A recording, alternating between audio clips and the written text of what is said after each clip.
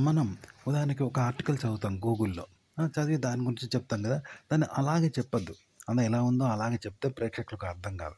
ఎందుకంటే దాన్ని హ్యాకింగ్ జేయాలి. అంటే మన ఆధీనంలోకి జేసుకోవాలి. హ్యాకింగ్ అంటే ఎదుటి వాళ్ళ పాస్‌వర్డ్, జీమెయిల్ మనం తీసుకుంటాం చూసినావా? ఎవరిదో పాస్‌వర్డ్ తెలుసుకొని వాని జీమెయిల్ మనం ఓపెన్ జేసి, వాని ఫేస్‌బుక్ ఓపెన్ చేస్తే ఎలా ఉంటది? వాని ఇన్‌స్టాగ్రామ్ ఓపెన్ చేస్తే ఎట్లుంటది? హ్యాకింగ్ అంటారు గదా! మన ఆధీనంలోకి తీసుకుంటాం గదా! ఆ విధంగా ఒక ఆర్టికల్‌ను మన ఆధీనంలోకి తీసుకోవాలి. తీసుకొని చెప్పాలి. అంతే తప్ప అందులో ఉన్నది ఉన్నట్టు అలాగే చెప్పొద్దు. వాళ్ళేది చెప్తే అది చెప్పొద్దు. మనకేం తెలవదు. వాడేదో చెప్పిండు. మళ్ళా అలాగే మాట్లాడితే మనము వాళ్ళ ఆధీనంలోకి పోయినట్టు. తప్ప వాళ్ళని మన ఆధీనంలోకి తీసుకున్నట్టు కాదు. ఉదాహరణ చెప్తాను.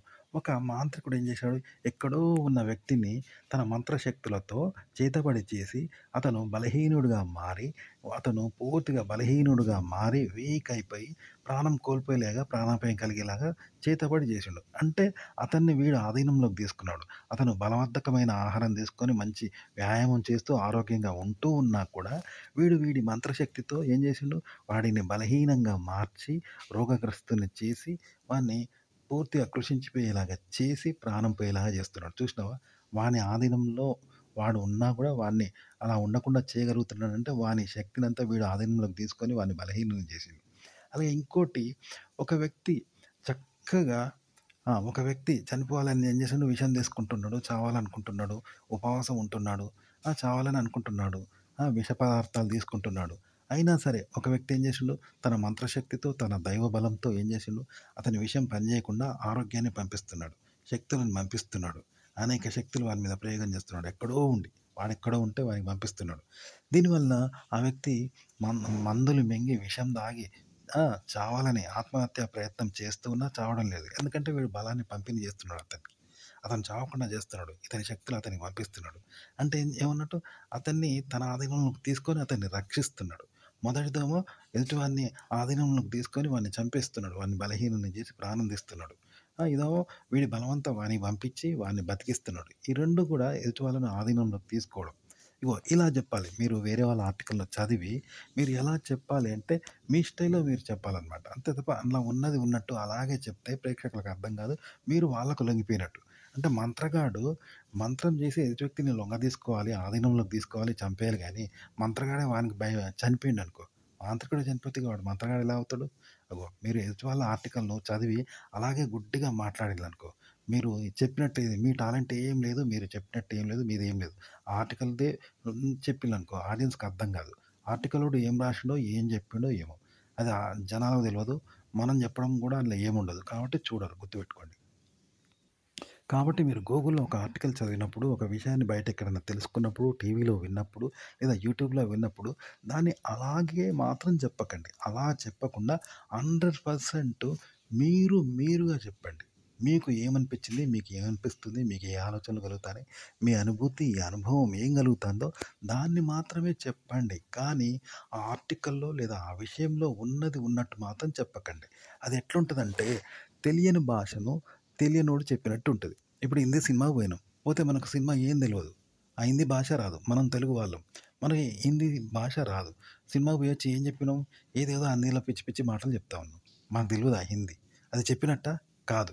అదే హిందీ వచ్చిన వాడు ఏం చేస్తాడు? హిందీ సినిమాని చూసి, తెలుసుకొని, తెలుగులో చెప్తాడు. పూర్తిగా అర్థమయ్యేలాగా తెలుగులో చెప్తాడు. అప్పుడు అర్థమైద్ది. ఓహో! తెలుగులో వీళ్ళకి అర్థమైద్ది. ఓహ్! ఆ కథ హిందీ కథను తెలుగులో చెప్పిండు. ఇట్లా వేరే వాళ్ళ ఆర్టికల్ చదివి అలాగే చెప్పకండి. అదేందనేది గ్రహించి, తెలుసుకొని, దాన్ని మీరుగా మీ మాటల్లో, మీ ఆలోచనలో, మీ అనుభవంతో, మీ ఐడియాలతో, మీ ఎక్స్‌ప్రెషన్స్‌తో ఎక్స్‌ప్లెయిన్ చేయండి. కానీ అందులో ఉన్నది గోరంతా కూడా మీరు తీసుకోవద్దు. 100% తీసుకొని చెప్తే అంతకన్నా తప్పు. అందులో నుండి 1% కూడా మీరు యూజ్ చేయకుండా 100% మీదైన శైలిలో, మీ అనుభవం, మీ ఆలోచన, మీ అనుభూతి, మీకు కలిగే ఆలోచనలతో మీరు చెప్పాల్సి ఉంటుంది. అప్పుడు ప్రేక్షకులు వింటారు. ఉదాహరణకి ఎదుటి వాళ్ళని ఆధీనంలోకి తీసుకోవడం. అంటే వేరే వాళ్ళ ఆర్టికల్‌ని మన ఆధీనంలోకి తీసుకొని చెప్పడం అన్నమాట. అది ఎలా ఉంటుందో మళ్ళీ చెప్తాను. ఉదాహరణకి చిన్న పిల్లలకి ఏం చేస్తారు తల్లిదండ్రులు చాయ్ తాగిపిస్తారు, స్నానం చేపిస్తారు, బట్టలు తొడిగిస్తారు, స్నానం చేపిస్తారు, అన్నం తినిపిస్తారు, చాయ్ తాగిస్తారు, మిఠాయిలు తినిపిస్తారు, చెయ్యి పట్టుకొని నడిపిస్తారు. ఎందుకంటే పిల్లలకు ఏమీ తెలీదు కాబట్టి పెద్దలు చేస్తారు. అంటే పిల్లలను మన ఆధీనంలోకి తీసుకొని మనమే నడిపిస్తాం. మనమే బట్టలు తొడుగుతాం. ఆ! మనమే స్కూలుకి పంపిస్తాం. మనమే చదివిపిస్తాం, రాపిస్తాం గదా! అంటే వాళ్ళని మన ఆధీనంలోకి తీసుకోవడం అనమాట. అదే ఒక పెద్దవాడిని కూడా ఓ 20, 30 ఏళ్ల వాడినో మనం మన ఆధీనంలోకి తీసుకొని వాడికి అన్నం తినిపించడం, వాడికి చాయ్ తాగించడం, వాడికి బట్టలు తొడిగించడం, వాడికి స్నానం చేపించడం, వాడిని నడిపించడము, వాడికి మాటలు నేర్పించడం చేస్తే వింటాడా? వినడు. ఎందుకంటే వాడికి అన్నీ వచ్చు గదా! నడవడం వచ్చు, మాట్లాడడం వచ్చు, స్నానం చేయడం వచ్చు, అన్నం తినడం వచ్చు, బట్టలేసుకోవడం వచ్చు. అయినా మనం చెప్తే వినడు. నా ఇష్టం నాకు నచ్చిన బట్టలేసుకుంటా, నాకు నచ్చిన సినిమా చూస్తా, నాకు నచ్చిన తిండి తింటా, నాకు నచ్చిన స్వీట్ తింటా, నచ్చిన చోటికి వెళ్తా. నువ్వెవరు అంటాడు. అంటే వాడిని మన ఆధీనంలోకి తీసుకుంటే వాడు రాడు, వినడు గదా! ఒకవేళ పెద్దవాడిని కూడా మనం స్నానం చేపించడం, బట్టలు తొడుక్కోవడం, నడిపించడము, మాట్లాడిపించడం ఇవన్నీ చేస్తే ఎట్లుంటది?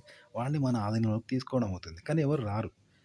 ఇట్లన్నట్టు మీరు వేరే వాళ్ళ ఆర్టికల్‌ని ఎలా చెప్పాలంటే ఆ ఆర్టికల్ ఉన్నదున్నట్టు వాడెవడో రాశాడు చూసారా రైటరు, అలా చెప్పకండి. మీ ఆధీనంలోకి తీసుకొని మీరు చెప్పాలి. అంటే చిన్న పిల్లల్ని ఎలా చేస్తాం మనము? వాడిని నడిపించడము, బట్టలు తొడిగించడము, స్వీట్లు తినిపించడము, స్నానం చేపించడం, మాటలు నేర్పించడము, బడికి పంపడము అన్నీ మనమే చేస్తాం గదా!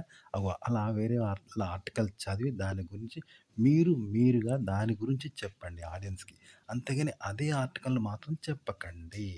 అలా చెప్తే మీరు వాళ్ళ ఆధీనంలోకి పోయినట్టు. ఎదుటి వాళ్ళ ఆధీనంలోకి పోయినట్టు. తప్ప వాళ్ళని మీ ఆధీనంలోకి తీసుకున్నట్టు కాదు. కాబట్టి మీ ఆడియన్స్ వినరు. గుర్తుపెట్టుకోండి.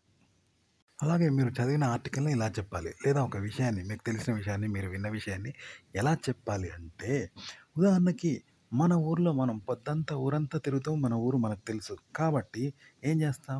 మన ఇంటి దగ్గర మన కళ్ళకు గంతలు కడితే ఏం చేస్తాం? అయినా కూడా నడుస్తాం. ఎందుకంటే ఆ రోడ్డు మనకు తెలిసిందే. ఆ వీధి మనకు తెలిసిందే కాబట్టి కాళ్ళతో ఇలా ఇలా అనుకుంటా తడుముకుంటూ రోడ్డుని తెలుసుకుంటాం. చుట్టూన్న ఇండ్లను, బోరింగ్ అవన్నీ చూస్తూ ఆధారంగా కళ్ళు మూసుకొని కూడా వెళ్ళగలుగుతాం. కానీ చిమ్మన చీకటిలో కళ్ళకు గంతలు కట్టారు. అసలే చిమ్మన చీకటి, కటిక చీకటి. అందులో మళ్ళీ కళ్ళకు గంతలు కట్టారు. అక్కడ నడవమంటే అది ఏంటో ఏమో తెలవదు. అది కొత్త ప్లేస్ వల్ల. కొత్త ప్లేసు. అప్పుడు నడుస్తామా? నడవలేం గదా! అగో అలా మన ఊర్లోనే నడవాలి. కళ్ళకు గంతలు కట్టుకోవాలి. కటిక చీకటి చూడలేని స్థితి అది. అలాగే మన ఊర్లో ఏ ప్లేసో అది తెలవదు. ఒక దగ్గర వదిలిపెట్టారు. అప్పుడు గుర్తుపడతామా? పట్టలేం గదా! కానీ అలాంటి స్థితిలో కూడా మనం కటిక చీకటిలో కళ్ళకు గంతలు కట్టి అది ఏ ప్రాంతమో, ఏ ప్లేసో తెలవకుండా మన ఊర్లోనే వదిలామనుకో, అయినా సరే మనం కళ్ళు తెరిచి మన ఊరిని చూసి ఎలా అయితే నడుస్తామో, ఆ విధంగా అంతా చెప్పాలి, అంతా నడవాలి, అంతా తిరగాలి, అన్నీ గుర్తుపట్టాలి. అంటే ఎంత కష్టం? కానీ గుర్తుపడతామా అలా? అలా గుర్తుపడితే ఎలా ఉంటుంది ఆ జ్ఞానం? అగో ఆ విధంగా వేరే వాళ్ళ ఆర్టికల్ చదివి మీరు దాన్ని ఎక్కడ యూజ్ చేయకుండా సొంతంగా చెప్పాలి. అంటే కళ్ళకు గంతలు కట్టి, కటిక చీకటిలో కళ్ళకు గంతలు కట్టి, ఒక కొత్త ప్లేస్‌లో వదిలిపెడితే ఎలా ఉంటుందో, అలా మీరు సొంతంగా చెప్పాలి తప్ప, కళ్ళతో చూసి గాని, లేదా గతంలో కళ్ళతో చూసిన జ్ఞాపకంతో కానీ, ఆధారంతో కానీ చెప్పకూడదు.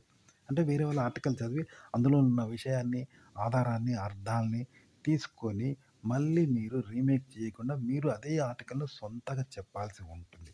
ఊరంతా కూడా దాన్ని కాపీ చేయకుండా, అనుకరించకుండా, ఆధారపడకుండా జెప్పాలి. చెప్తే అది మీ జ్ఞానం అవుతుంది. అప్పుడే జనం వింటారు. మీ వీడియోని చూస్తారు. మీ టైటిల్ కూడా మీరే సొంతంగా సెలెక్ట్ జేయాలి. చెప్పడం కూడా మీరే చెప్పాలి వీడియోని.